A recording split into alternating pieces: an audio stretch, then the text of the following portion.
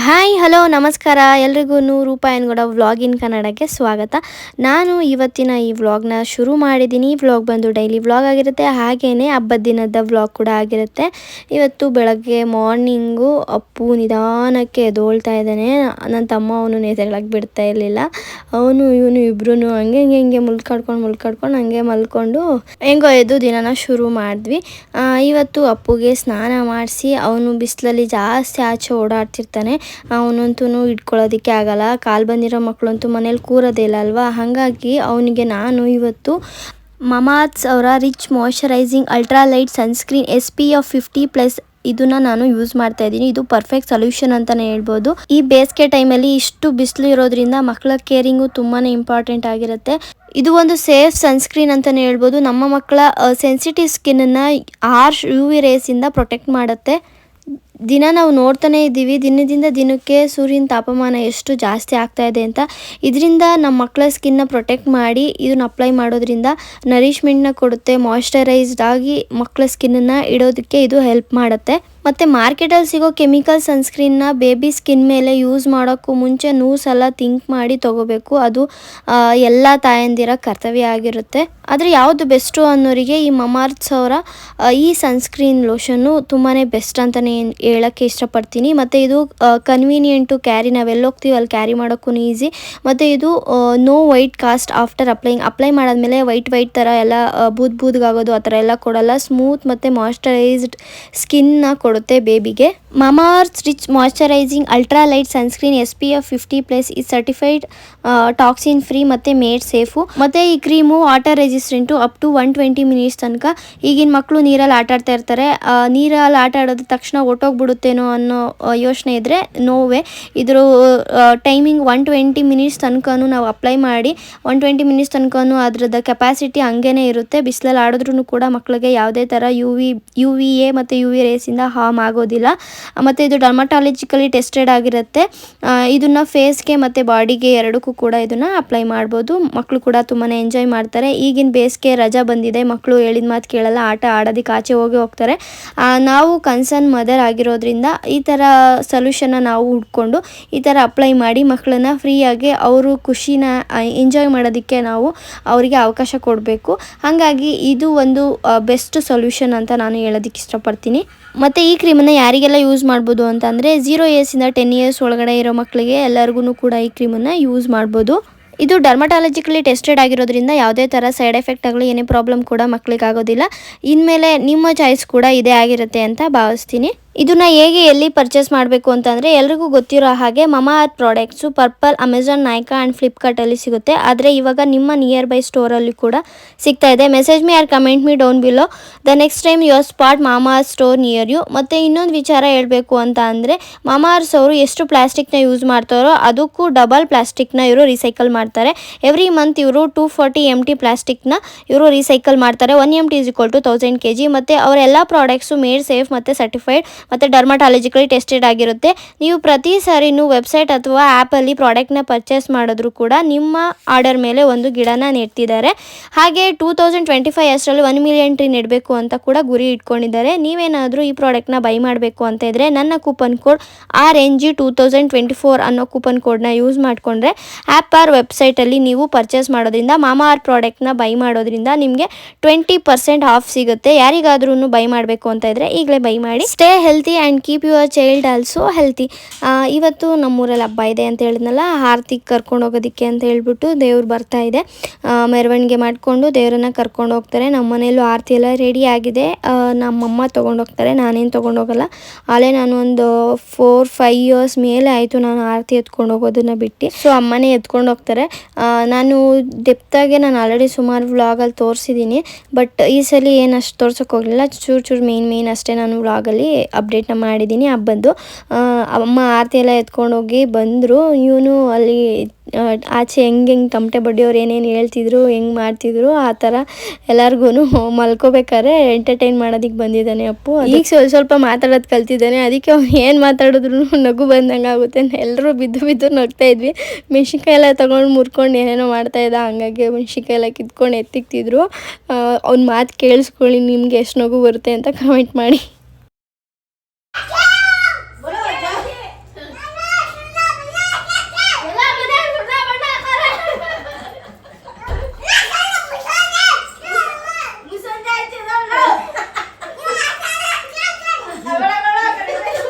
ಚೆನ್ನಾಗಿ ಎಂಟರ್ಟೈನ್ ಮಾಡ್ತಿದ್ದ. ಮಕ್ಕಳು ಮಾತು ತಾಯಂದಿರಿಗೆ ಬೇಗ ಅರ್ಥ ಆಗೋದು ಅಂತಾರಲ್ವ, ಹಂಗೆ ಚೂರು ಏನೇನೋ ಅರ್ಥ ಆಯ್ತಿತ್ತು ಅದನ್ನು ನಾನು ಹೇಳ್ತಾ ಇದ್ದೆ ಅಷ್ಟೇ.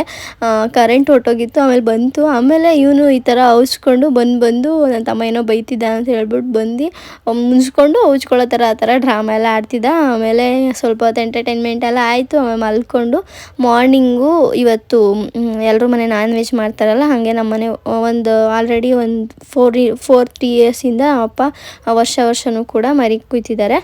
ಈ ವರ್ಷವೂ ಕೂಡ ಇದನ್ನು ಆಲ್ರೆಡಿ ನಮ್ಮ ಮನೆ ತೊಗೊಂಬಂದು 1.5 ತಿಂಗಳು ಮೇಲಾಗಿತ್ತು. ನಂಗೆ ಒಂಥರ ಬೇಜಾರಾಗ್ತಿತ್ತು ಅದನ್ನು ಕಡಿಬೇಕಾದ್ರೆ.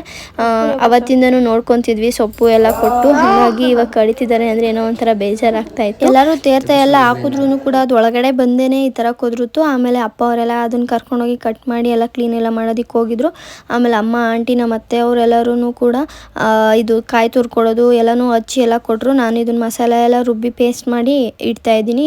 ಏನಾಗಿತ್ತು ಅಂದರೆ ನಾನು ಬಲಗೈಲಿ ಒಂದು ಉಂಗುರ ಹಾಕೊಂಡಿದ್ದೆ, ಅದು ಲೂಸ್ ಇತ್ತು, ನಂಗೆ ಗೊತ್ತಾಗಲಿಲ್ಲ. ಈರುಳ್ಳಿ ರುಬ್ಬೇಕಂದ್ರೆ ಫುಲ್ಲು ಜಾರ್ಕೊಂಡು ಹೊಂಟೋಗ್ಬಿಟ್ಟೈತೆ, ನೀರೆಲ್ಲ ಆಡ್ತಿತ್ತಲ್ಲ ಕೈಯಲ್ಲಿ ಜಾರ್ಕೊಂಡು ಹೊಂಟೋಗ್ಬಿಟ್ಟೈತೆ. ನಂಗೆ ಗೊತ್ತಾಗಲಿಲ್ಲ. ಈರುಳ್ಳಿ ಟಕ ಅನ್ನೋ ಆ ಥರ ಸೌಂಡ್ ಬರ್ತಾಯಿತ್ತು. ನಮ್ಮಮ್ಮ ಎಲ್ಲೋ ಕಾಯಿ ಚಿಪ್ಪೇನೋ ಬಿದ್ದಿರಬೇಕು ನೋಡು ಅಂತ ಅಂದರು. ನಾನು ಒಂದು ಸತಿ ನೋಡಿದೆ, ನನಗೇನೂ ಸಿಕ್ಕಲ್ಲ. ಮತ್ತು ಇನ್ನೊಂದು ಸತಿನೂ ಹಂಗೆ ಅಂತಾಯಿತ್ತು. ಆಮೇಲೆ ನೋಡಿದ್ರೆ ಉಂಗುರ ಫುಲ್ಲು ಬಿದ್ದು ಎಲ್ಲ ಫುಲ್ ಈ ಥರ ಆಗೋಗ್ಬಿಟ್ಟೈತೆ. ಹಂಗಾಗಿ ಏನಾದ್ರು ರುಬ್ಬೇಕಾದ್ರೆ ನೋಡಿಕೊಂಡು ರುಬ್ಬಿ ಅಂತ ಒಂಚೂರು ನನಗಾಗಿದ್ದು ನಿಮ್ಗೆ ಆಗಬಾರ್ದು ಅಂತ ಹೇಳ್ಬಿಟ್ಟು ನಾನು ಇದನ್ನು ಹೇಳಿದೆ. ಅಪ್ಪ ಮತ್ತು ಹಸ್ಬೆಂಡ್ ಇನ್ನೂ ಮಟನ್ ಕಟ್ ಮಾಡ್ತಾನೆ ಇದ್ದಾರೆ. ನನಗೆ ಶುಂಠಿ ಮತ್ತು ಮೆಣಸಿನ್ಕಾಯಿ ಎಲ್ಲ ರುಬ್ಬಿಟ್ಟು ಕೈಯೆಲ್ಲ ಉರಿ ಬಂದ್ಬಿಟ್ಟು ಸ್ವಲ್ಪ ಬರ್ನಿಂಗ್ ಆಯ್ತಾಯಿತ್ತು. ತಿಂಡಿಗೆ ಇಡ್ಲಿ ಮತ್ತು ಚಟ್ನಿ ಮಾಡಿದ್ವಿ. ಆಮೇಲೆ ಒಂದು 9-10 ಗಂಟೆ ಅಷ್ಟರಲ್ಲಿ ಮಟನ್ ಎಲ್ಲ ಬೇಯೋದಕ್ಕೆ ಒಲೆ ಮೇಲೆ ಹಾಕಿದ್ದಾರೆ. ಇಬ್ಬರು ಅಪ್ಪ ಮಕ್ಕಳು ಇಷ್ಟು ಅಪ್ಪ ಮಕ್ಕಳು ದುಡ್ಡು ಖಾಲಿ ಆಗೋಯ್ತು, ನನ್ನ ಹತ್ರ ಖಾಲಿ ಆಗೋಯ್ತು ಅಂತಾರೆ. ಹಬ್ಬ ಮಾಡ್ತವ್ರೆ, ಖಾಲಿ ಆಗೋಯ್ತು ಅಂತಾರೆ. ನೋಡಿ ಇವರಿಬ್ರು ತಳಿಯತ್ತ ಮಾಡ್ತಾರೆ. ಇವರಿಬ್ರು ಅಪ್ಪ ಮಕ್ಕಳು.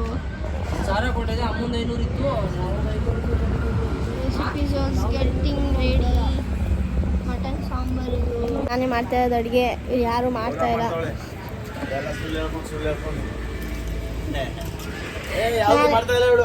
ನಾನು ಎಲ್ಲ ಮಾಡ್ತಾ ಇರೋದು. ನಾನು ಸೋಮೇರಿ ನೋಡಿ ಇಂತೆಂಥ ಜನ ಇದ್ದಾರೆ. ಹೊಟ್ಟೆ ಕಿಚ್ಚು ಗೈಸ್.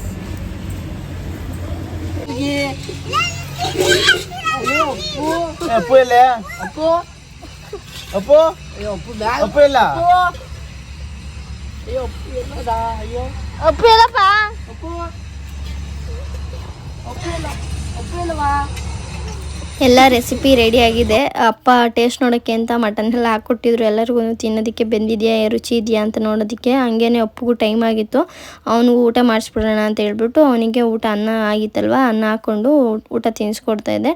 ನಮ್ಮಮ್ಮ ಮತ್ತು ನಮ್ಮ ಅತ್ತೆ ಮುದ್ದೆ ಮಾಡೋದಕ್ಕೆ ಮಾಡ್ತಾಯಿದ್ದಾರೆ, ಮುದ್ದೆ ಕಟ್ಟೋದಕ್ಕೆ. ನಮ್ಮಮ್ಮ ಮುದ್ದೆ ಅಂತೂ ಚೆನ್ನಾಗಿ ಮಾಡ್ತಾರೆ. ಮನೇಲೂ ಅಷ್ಟೇ, ಡೈಲಿ ಮಾಡಿದಾಗಲೂ ಅಷ್ಟೇ ಮುದ್ದೆ ಚೆನ್ನಾಗಿ ಮಾಡ್ತಾರೆ. ಯಾರೇ ನಮ್ಮ ಮನೆಗೆ ನೆಂಟರು ಬಂದರೂ ಮುದ್ದೆ ತುಂಬಾ ಇಷ್ಟಪಡ್ತಾರೆ ನಮ್ಮ ಮನೇಲಿ. ನಮ್ಮಮ್ಮವ್ರಿಗೆ ಇರೋಷ್ಟು ಶಕ್ತಿ ನಮಗಿಲ್ಲ. ಅಂದರೆ ಎಲ್ಲ ಕಂಪೇರ್ ಮಾಡ್ಕೊಂಡ್ರೆ ಗೊತ್ತಾಗುತ್ತೆ. ಅವ್ರು ಮಾಡೋಷ್ಟು ಕೆಲಸ ನಾವು ಮಾಡೋಕ್ಕಾಗಲ್ಲ. ಅವ್ರು ಮಾಡೋ ಅರ್ಧದಲ್ಲೇ ಅಷ್ಟು ನಾವು ಮಾಡೋಕ್ಕೋದ್ರೆ ಸುಸ್ತಾಗೋಗ್ಬಿಟ್ಟಿರ್ತೀವಿ. ನನ್ನ ಓನ್ ಎಕ್ಸ್ಪೀರಿಯೆನ್ಸು ಸುಮಾರು ಜನನೂ ಹಂಗೆ ಹೇಳ್ತಾರೆ. ಅವ್ರ ಶಕ್ತಿ ನಮಗಿಲ್ಲ, ಅಂದರೆ ನಮ್ಮ ಶಕ್ತಿ ನಮ್ಮ ಮಕ್ಳಿಗೂ ಇರಲ್ಲ. ಹಂಗೆ ಇವಾಗ ಊಟ ಎಲ್ಲ ರೆಡಿ ಆಗಿದೆ, ಏನೇನು ರೆಸಿಪಿ ಅಂತಲೂ ಕೂಡ ತೋರಿಸ್ತೀನಿ. ಊಟಕ್ಕೆಲ್ಲ ಕೂತಿದ್ದಾರೆ, ಊಟ ಎಲ್ಲ ಮಾಡ್ತಿದ್ದಾರೆ. ಅಪ್ಪು ನಾನು ನೀರು ಹಾಕ್ತೀನಿ, ಲೋಟ ಕೊಡೋದು, ಎಲೆ ಕೊಡೋದು ಎಲ್ಲ ಫುಲ್ಲು ಹೆಂಗೆ ಮಾಡ್ತಾಯಿದ್ದ ಅಂದರೆ ಇನ್ನೊಂದು ವರ್ಷ ಹೋದರೆ ಎಲ್ಲ ಅವನೇ ಮಾಡ್ತಾನೇನೋ ಅನ್ನೋ ಥರ ಅನ್ನಿಸ್ತಾಯಿತ್ತು. ಎಷ್ಟು ಆ್ಯಕ್ಟಿವಾಗಿ ಅವ್ನು ಮಾಡಬೇಕು ಅಂತ ಹೇಳ್ಬಿಟ್ಟು ಹೋಗ್ತಾಯಿದ್ದ. ಆದರೂ ಅವ್ನು ಮಾಡ್ತೀನಿ ಅಂತ ಅಂದಮೇಲೆ ಅವ್ನಿಗೆ ಮಾಡಿಸ್ಬೇಕಲ್ವ, ಹಂಗಾಗಿ ನಾನು ಅವನಿಗೆ ಚೂರು ಹೆಲ್ಪ್ ಮಾಡಿಕೊಡ್ತಾಯಿದ್ದೆ.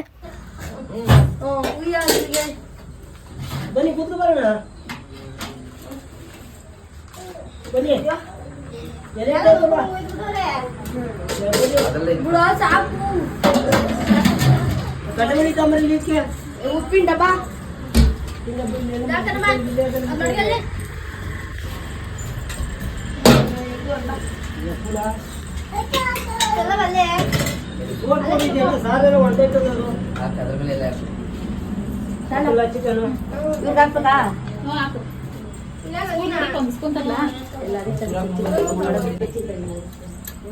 ನೀನು ಏನಾರ ಮಾಡ್ತೀನಿ, ಇಲ್ಲಿ ಬಂದು ಏನೋ ಮಾಡೋಣ. ಗುರಿಗೆ ಹೋಗಿದ್ದು ಇವಾಗ ಬಂದಿರೋದು. ಗುರಿಗೆ ಹಾಕೋದೆ ಕುರಿಯೋದೇನು ಮೇಸುಂತ ಬರ ಬಂದಿ ಏನು ಏ ಬನ್ನಿ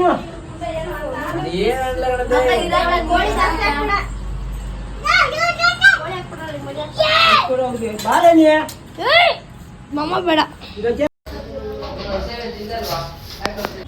ನಾನು ಎಲ್ಲರೂ ನೋಡಂಗ್ ಮಾಡ್ತೀನಿ. ಇವರು ಜಯತ್ತೆ ಅಂತ ಹೇಳ್ಬಿಟ್ಟು ನಮ್ಮ ಅಪ್ಪನ ಮೊದಲನೇ ಅಕ್ಕ. ಅವರು ಎಲ್ಲರಿಗೂ ಕಳಿಸ್ಬೇಡ್ದು ಹಂಗೆ ಅಂತ ಎಲ್ಲ ಹೇಳ್ತಿದ್ರು. ಊಟಕ್ಕೆ ಬರ್ತಾನೆ ಇದ್ರು ರಿಲೇಟಿವ್ಸ್ ಎಲ್ಲನೂ ಕೂಡ. ಹೇಳಿದವರೆಲ್ಲನೂ ಸುಮಾರು ಜನ ಬಂದಿದ್ರು, ಸುಮಾರು ಜನ ಬಂದಿರಲಿಲ್ಲ. ಊಟ ಎಲ್ಲ ಮಾಡ್ಕೊಂಡು ಹೋದ್ರು. ಸಂಜೆ ಮನೇಲಿದ್ದವರಿಗೇ ಕಾಫಿ ಎಲ್ಲ ಮಾಡಿಕೊಟ್ಟೆ. ಅದಾದಮೇಲೆ ನೆಕ್ಸ್ಟ್ ಡೇ ಆ ದಿನ ವ್ಲಾಗ್ ಅಷ್ಟೇ ಕಂಟಿನ್ಯೂ ಮಾಡಲಿಲ್ಲ. ಆದರೂ ನೆಕ್ಸ್ಟ್ ಡೇ ಈಗ ನಾನ್ ವೆಜ್ ಮಾಡಿದ ದಿವಸ, ಹಬ್ಬ ಮಾಡಿದ ದಿವಸ ಎಲ್ಲರೂ ಮನೆಯಲ್ಲೂ ಗ್ರೇವಿ ಆಗಿರ್ಬೋದು, ಕಾಳು ಗೊಜ್ಜಾಗಿರ್ಬೋದು, ಸಾಂಬಾರಾಗಿರ್ಬೋದು ಮಿಕ್ಕಿರುತ್ತಲ್ಲ, ಆಗ ರೊಟ್ಟಿ ಬಳಿತಾರೆ ಅಮ್ಮ. ಇವತ್ತು ಮಂಗಳವಾರ ಹಬ್ಬ ಇತ್ತು. ಬುಧವಾರ ಅಪ್ಪ ಅಮ್ಮ ಇಬ್ಬರೂ ಮಾರ್ಕೆಟಿಗೆ ಹೋಗಿದ್ರು. ಹಾಗಾಗಿ ದೋಸೆ ಇಟ್ಟಿತ್ತು, ನೆನ್ನೆ ಇಡ್ಲಿ ಮಾಡಿದ್ದು ದೋಸೆ ಹಿಟ್ಟು ಹಾಗೆ ಇತ್ತು. ಹಾಗಾಗಿ ದೋಸೆ ಎಲ್ರಿಗೂ ದೋಸೆ ಹಾಕಿ ಕೊಡ್ತಾಯಿದ್ದೆ.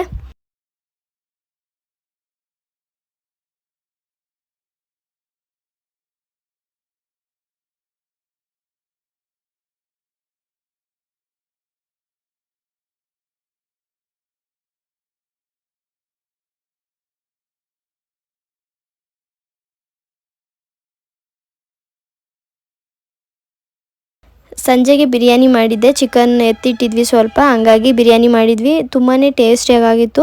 ಪ್ರತಿ ಸರಿ ಮಾಡಿ ಥರನೇ ಮಾಡಿದೆ, ಆದರೂ ತುಂಬ ರುಚಿಯಾಗಿ ಬಂದಿತ್ತು. ಈಗ ಎಲ್ಲರೂ ಕೇಳೋಣ ಬನ್ನಿ, ತಿಂತಿದ್ದಾರೆ ಒಟ್ಟಿಗೆ ಹೆಂಗಿದೆ ಅಂತ ಕೇಳೋಣ. ಒಂದು ಸೆಕೆಂಡ್, ಹೇಗಿದೆ ಬಿರಿಯಾನಿ?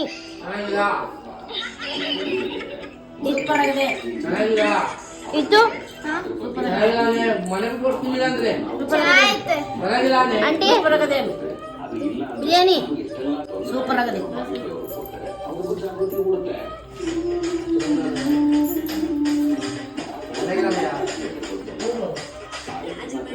ಇವನೊಬ್ಬ ಮಾತ್ರ ಚೆನ್ನಾಗಿ ಬಾರಿಸ್ತಾನೆ, ಚೆನ್ನಾಗಿ ತಿಂತಾನೆ. ತಿಂದಾದ್ಮೇಲೆ ನಾಳೆ ರಿವ್ಯೂ ಕೊಡ್ತಾನೆ.